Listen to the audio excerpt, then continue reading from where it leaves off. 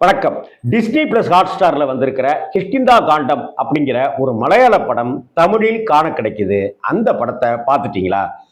பார்க்கலன்னா தயவு செஞ்சு அந்த படத்தை பாருங்க. கிரைம் த்ரில்லர் படம் பார்க்கணும் அப்படின்னு ஆசைப்படுறவங்களுக்கு அப்படியான ஒரு கிரைம் ட்ரீட்மெண்ட் தான் இந்த படம். கிஷ்கிந்தா காண்டம் அப்படிங்கிற இந்த படம் ரொம்ப அழகா, மென்மையா, இயல்பா, ஒவ்வொரு அடுக்குகளா திரைக்கதை அமைச்சிருக்கிறது தான். திரைக்கதை தான் இந்த படத்துக்கான மிகப்பெரிய பலமே. இந்த படத்தை வந்து அபர்ணா பாலமுரளி அவங்க நடிச்சிருக்காங்க. ஆசிஃப் அலி, மிகச்சிறந்த நடிகர் ஆசிஃப் அலி நடிச்சிருக்காரு. இந்த படத்துக்கு இசை வந்து முஜிப் மஜீத் அப்படிங்கிறவர் இசையமைச்சிருக்காரு. கதைக்கு என்ன உயிரோட்டமோ அதை ரொம்ப அழகா தன்னுடைய இசையால ஜீவனாக்கி இருக்காரு அப்படித்தான் சொல்லணும். டைரக்டர் வந்து டிஞ்சித் ஐயத்தான் அப்படிங்கிறவர் இந்த படத்தை இயக்கியிருக்காரு. இந்த படத்தினுடைய கதை அப்படின்னு பார்த்தீங்கன்னாக்க ரொம்ப அழகா சிம்பிளான கதை தான். ஆனா படத்தினுடைய அந்த 2 மணி நேரமும் நம்மளை அப்படியே கட்டி போடுறது தான் இந்த படத்தோட மேஜிக். ஃபர்ஸ்ட் எடுத்த உடனேயே இந்த படத்துல அந்த ஆசிஃப் அலிக்கும் அபர்ணாவுக்கும் ரிஜிஸ்டர் மேரேஜ் நடக்குது. அப்படி ரிஜிஸ்டர் மேரேஜ் நடக்கும்போது அவருக்கு ஆசிஃப் அலிக்கு ஒரு ஃபோன் வருது. உங்க அப்பா எக்ஸ் மிலிட்ரி மேனா, உங்க அப்பா கிட்ட கன் இருக்கா, தேர்தல் வந்துட்டு இருக்கு, தேர்தல் காலத்துக்கு முந்தைய வழக்கப்படி நம்ம வந்து யார்கிட்டெல்லாம் கன் இருக்கோ அதெல்லாம் நாங்கள் செக் பண்ணி வெரிஃபை பண்ணி நாங்கள் புதுப்பிக்கணும். அதுக்காக உங்கள் அப்பா வந்து இன்னும் கன்னை வந்து நமக்கு சப்மிட் பண்ணாமல் இருக்காரு, அந்த துப்பாக்கியை சப்மிட் பண்ண சொல்லுங்க அப்படின்னு சொல்ல, இதை அடுத்து வீட்டுக்கு போய் பேசும்போது தான் துப்பாக்கி காணோம் அப்படின்னு ஒரு விஷயம் தெரியுது. அவருடைய துப்பாக்கி காணோம் அப்படின்னு சொல்லப்படுது.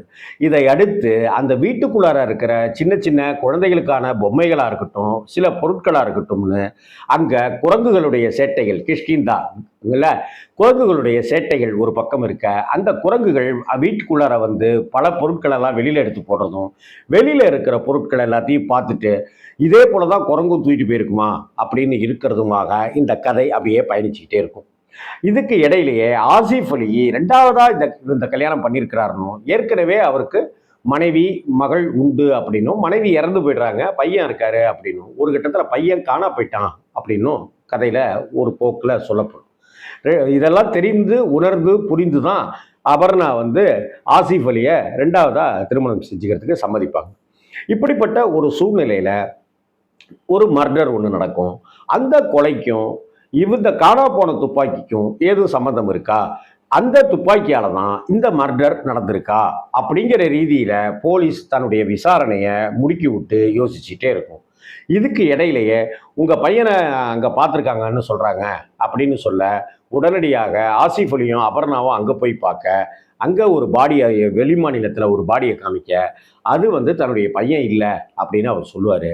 இதுக்கு இடையில பையனை தேடுகின்ற படலம் ஒரு பக்கம் நடக்க, இங்கே நடந்த அந்த மர்டருக்கான அந்த துப்பாக்கி, அந்த தோட்டாக்கள்லாம் யாருடையது என்னங்கிற விவரத்துக்காக போலீஸும் புலன் விசாரணை செஞ்சுக்கிட்டே இருக்க, வீட்டில் நடக்கிற குழப்பங்கள் ஒரு பகுதியாகவே இருக்க, அவருக்கு ஞாபக மறதி, அந்த அப்பா கேரக்டருக்கு, ஆசிஃப் அலியினுடைய அப்பா கேரக்டருக்கு ஞாபக மறதி அப்படிங்கிற ஒரு விஷயமும் இருக்குன்னு கதை எந்த இடத்துலையும் தொய்வு இல்லாமல் பயணிச்சுக்கிட்டே இருக்கு.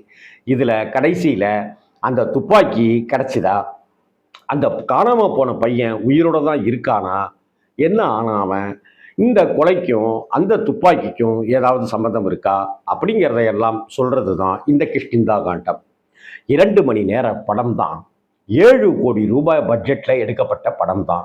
ஒரு மலையாள படம் தமிழில் நமக்கு கிடைக்குது டிஸ்னி பிளஸ் ஹாட் ஸ்டார்ல.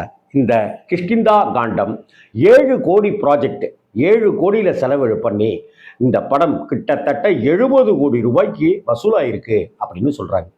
கிட்டத்தட்ட கடந்த வாரத்தினுடைய கணக்கீடுபடி 50 கோடியெல்லாம் தாண்டி படம் கிராஸ் பண்ணி போயிட்டு இருக்கு அப்படின்னு சொல்றாங்க.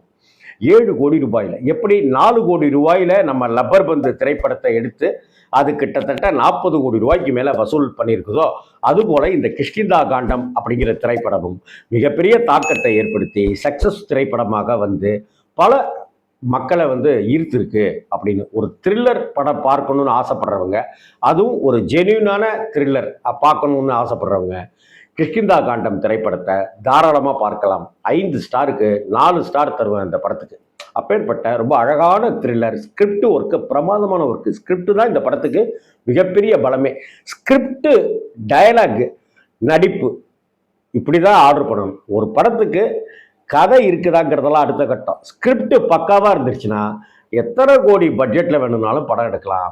எத்தனை கோடி பட்ஜெட் வேணாலும் அந்த படம் வசூலாகுங்கிறதுக்கு இந்த நம்ம தமிழ்நாட்டில் சமீபத்து உதாரணம் லப்பர் பந்து, அமரன் திரைப்படங்கள்னா, சமீபத்தில் போன வருஷம் வந்த மஞ்சுமல் பாய்ஸாக இருக்கட்டும், இப்போ வந்திருக்கிற கிஷ்கிந்தா காண்டம் இருக்கட்டும், இதெல்லாம் நமக்கு ஒரு ஆகச்சிறந்த படிப்பினைகள் அப்படின்னு தான் சொல்லணும். டிஸ்னி ப்ளஸ் ஹாட் ஸ்டாரில் வந்திருக்கிற அந்த கிஷ்கிந்தா காண்டம் திரைப்படத்தை மிஸ் பண்ணிடாதீங்க. வணக்கம்.